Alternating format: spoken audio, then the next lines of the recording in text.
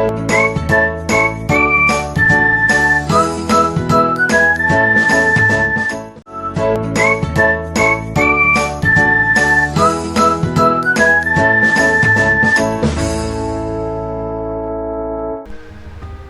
assalamualaikum anak-anak kelas 5. Gimana kabarnya? Bertemu lagi dengan Usratna ya.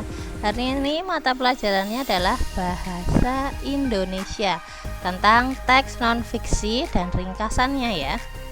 Oke, apa sih teks non-fiksi itu?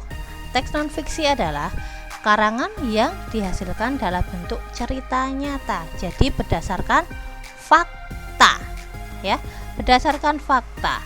Kemudian contoh dari cerita non-fiksi itu ada banyak. Ini Ustazah ambilkan beberapa contoh saja ya. Ada laporan, kemudian ada buku pelajaran, dan juga ada buku ensiklopedia. Jadi yang berbau-bau dengan pengetahuan itu termasuk teks non-fiksi gitu ya. Kemudian ada teks non-fiksi, ada juga teks fiksi. Nah, kalau teks fiksi ini kebalikan dari teks non-fiksi ya, karangan yang dihasilkan dalam bentuk cerita khayalan atau tidak nyata ya, ini teks fiksi. Contohnya, nah contohnya ada fabel. Tahu kan fabel? Fabel itu cerita atau dongeng tentang hewan. Kemudian ada novel, ada cerpen, ada yang lainnya juga, misalkan ada cerbung, cerita bersambung, ada komik dan sebagainya. Itu adalah teks fiksi. Jadi kalian harus bisa membedakan antara teks non fiksi yang berdasarkan cerita nyata atau fakta, tapi kalau teks fiksi itu khayalan, jadi tidak nyata ya. Kemudian yang selanjutnya adalah ringkasan. Ringkasan, apa sih ringkasan itu? Ringkasan adalah rangkuman ya, rangkuman dari cerita atau intisari dari sebuah bacaan. Nah, di sini cara menyusun ringkasannya itu ada yang pertama, terlebih dahulu tetap ya membaca dan memahami isi bacaan. Kemudian mencatat gagasan pokok atau ide pokoknya. Kemudian kalian bisa menemukan informasi penting, jadi berdasarkan aspek-aspek yang ada. Yaitu aspeknya apa saja, masih ingat ya untuk semua kata tanyanya. Kemudian menyusun ya.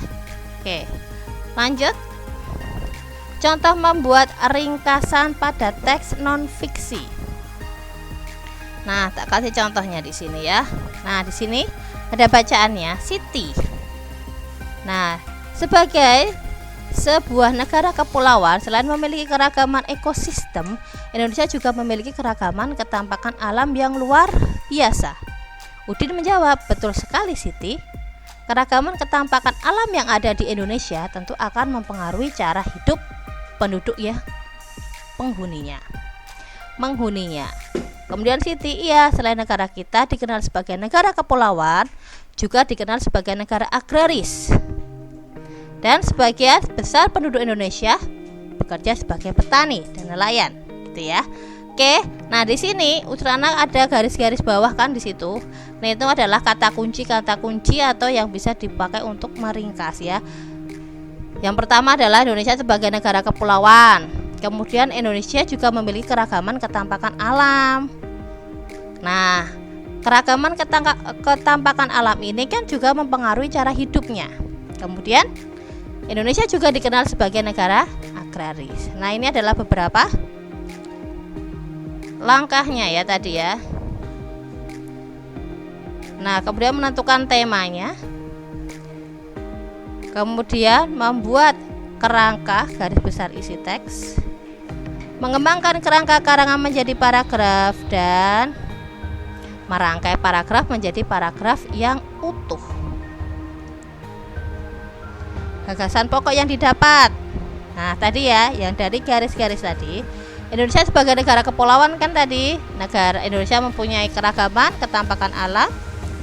Indonesia disebut negara agraris dan sebagian besar sebagai petani. Nah, nanti ringkasannya di sini.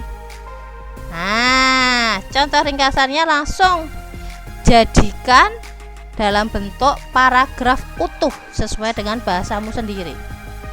Dari gagasan pokok ini kita akan membuat ringkasannya.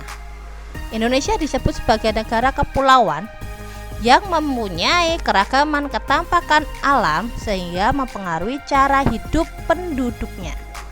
Selain itu, Indonesia juga disebut sebagai negara agraris karena sebagian besar penduduknya bekerja sebagai petani. Nah, ini adalah contoh ringkasan. Nah, adapun aspek-aspeknya dari aspek informasi penting yang didapat tadi, itu ada, masih ingat ya? Ada aspek apa? Itu menanyakan penjelasan suatu hal. Kemudian ada siapa, menanyakan namanya. Kemudian ada di mana, tempat. Kapan, itu ada waktu. Kemudian mengapa, itu sebab akibat. Dan bagaimana, urutan peristiwa. Nah, ini membuat, jadi kalau membuat pertanyaan berdasarkan bacaan itu ada aspek informasi pentingnya itu ya. Nah, di sini contoh membuat pertanyaannya. Nah, di sini ada beberapa ada dua paragraf ya di sini ya, sistem irigasi subak. Nah, ini Usrana akan memberikan 3 contoh pertanyaan. Nah, 3 contoh pertanyaan itu nanti jawabannya ada di dalam bacaan. Siapa yang memimpin sistem subak, irigasi subak? Itu ada di kalimat pertama, paragraf pertama. Sistem irigasi subak dipimpin oleh seorang pengatur yang disebut pekaseh. Berarti jawabannya adalah pekaseh atau klean subak. Kemudian yang kedua, di mana sistem irigasi subak berasal? Itu berasal di jawabannya ada di paragraf 2. Kalimat pertama itu di Bali. Kemudian yang ketiga, kapan sistem irigasi subak dibangun? Itu juga di paragraf kedua kalimat pertama, yaitu beratus tahun yang lalu. Waktunya ya. Jadi ingat, kalau untuk membuat pertanyaan, kata tanya harus sesuai. Ya. Nah, itu adalah contohnya.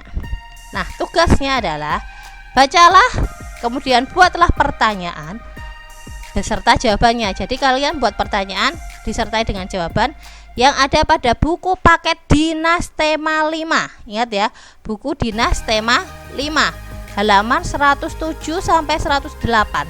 Jadi bacaannya ada di halaman 107 sampai 108. Kemudian silahkan dikerjakan membuat pertanyaannya di bagian ayo berlatih. Itu ya. Oke, sampai di sini dulu pelajaran kita hari ini. Semoga bermanfaat. Wassalamualaikum warahmatullahi wabarakatuh.